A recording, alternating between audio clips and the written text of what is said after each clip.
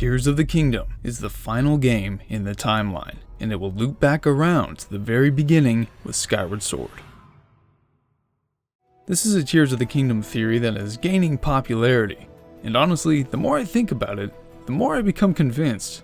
So let's examine the arguments for the cyclical timeline theory.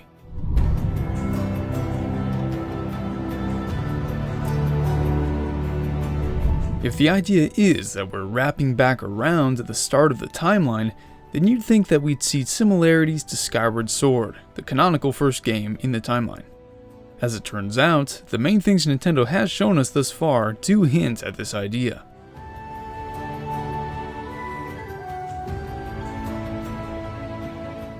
Starting with the most obvious thing, there are the floating sky islands.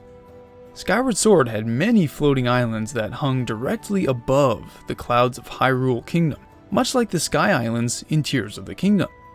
Could Hyrule be reverting to its original state, the sky? It certainly appears that way.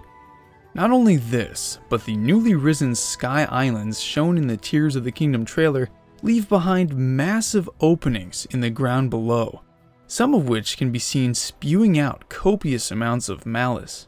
If you remember, Skyward Sword's main villain and Ganondorf's original form, 𝕃𝕗𝕚, along with his battalion of monsters, originated from beneath Hyrule and rose up through a fissure in the ground. Think Pacific Rim. What we may be seeing is a resurrection of 𝕃𝕗𝕚, the original form of Ganondorf returning from beneath the ground. And after all, beneath the ground is where the Demon King was shown in the initial trailer. The Demon King who, as Zelda herself put it, has given up on reincarnation and assumed his pure, enraged form. This may have been foreshadowing for an even purer form, an original form, 𝕃𝕗𝕚. Finally, this mysterious figure right here. Many are theorizing that it is the goddess Hylia, who we know was reborn as Princess Zelda in the events before Skyward Sword. If the timeline truly is coming full circle, this figure being Hylia is actually a logical theory. We just might witness the rebirth of Zelda into Hylia, as would be necessary to complete the cycle and have the events that precede Skyward Sword begin anew. But as of right now, this is sounding more logical to me than any of the other theories I've heard, and admittedly more logical than my initial theory that this figure was a light spirit. So my theory as of right now is that this creature is a light spirit. Oh brother, this guy stinks! Yeah, I might have jumped the gun a little bit on that one. A couple of other connections can be drawn between this glider and the loft wings of Skyward Sword, as well as between these tears and the sacred tears collected in Skyward Sword's Silent Realms. Also, if you listen closely to this clip of the title reveal, I think you'll hear a pretty familiar sound if you've had PTSD from the Silent Realms in Skyward Sword.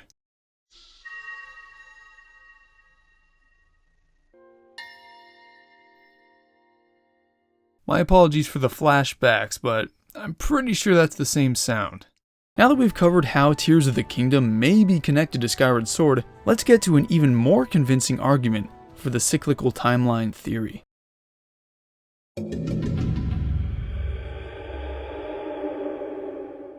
The symbolism of the Ouroboros may be the most convincing argument for the cyclical timeline theory.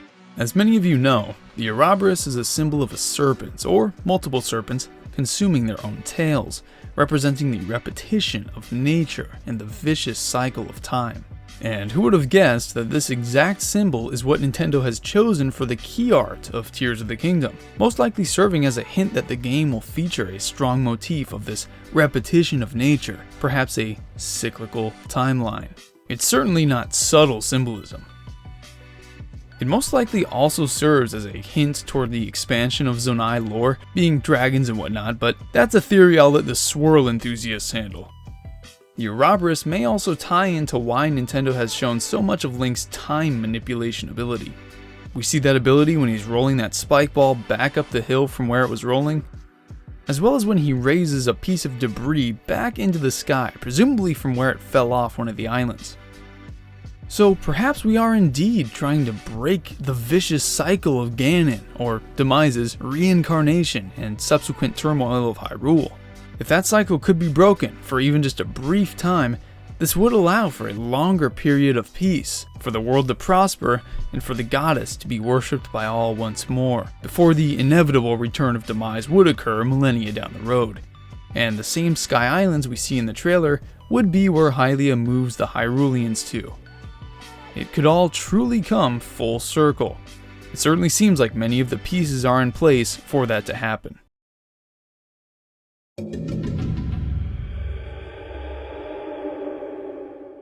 Now, if this theory were to be true, this would be the end of the legend.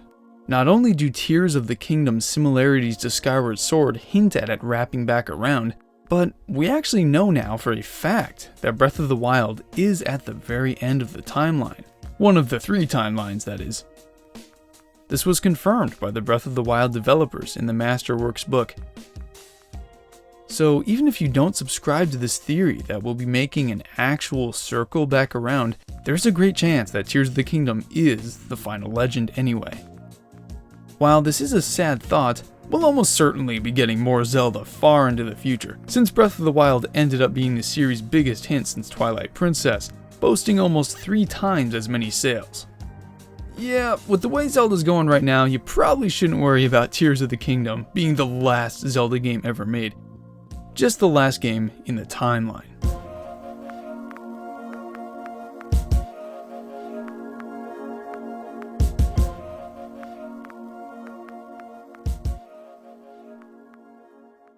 Alright, credit where credit is due.